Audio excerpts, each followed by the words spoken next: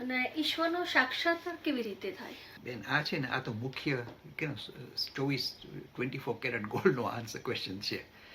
આપણે ખરેખર બધા આપણી પોતાની જાતને સમજવાની કોશિશ કરી છે. આ સૃષ્ટિમાં આપણે કોઈ દિવસ એપ્લાય કર્યું કે મારે જન્મ લેવો છે, ઓચિંતા આપણે અહીં આવી પડ્યા.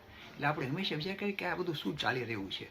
હવે ખરેખર તમારે તમારી પોતાના અવસ્થાનો જો નિર્ણય લેવો હોય, તમારે એનું પરિણામ જોતું હોય, તો માત્ર ઈશ્વરનો અનુભવ જ છે કે જે તમને અટકાવશે, સમજાવશે કે તમારું સાચું સ્વરૂપ શું છે.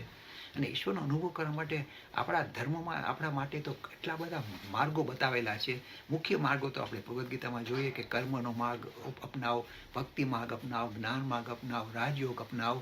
આ બધા જુદા જુદા 4 મુખ્ય રસ્તાઓ તો બતાવેલા છે. પણ આપણો ધર્મ એટલો વિશાળ કે ભાઈ એ બધા ભલે 4 રસ્તાઓ છે, મુખ્ય 4 રસ્તાઓ છે, બધું તારો રસ્તો બનાવો ને તારી કેડી બનાવો. આપણને છૂટ આપી છે કે આપણે આપણી પોતાની રીતે આધ્યાત્મિક પ્રગતિ કરીએ ને આપણો નવો રસ્તો, નવો ચીલો પાડીએ. આપણને છૂટ છે એવી.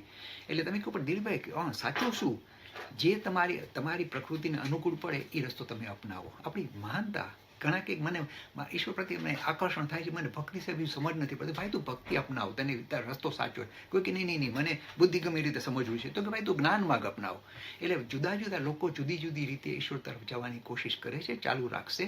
અને એમાં એક વધુ સારી ને એક ઓછી સારી એવું નથી. જે તમને લાગુ પડે, જે તમે પચાવી શકો એ રસ્તો તમે અપનાવો. Free e-learning course in Hinduism.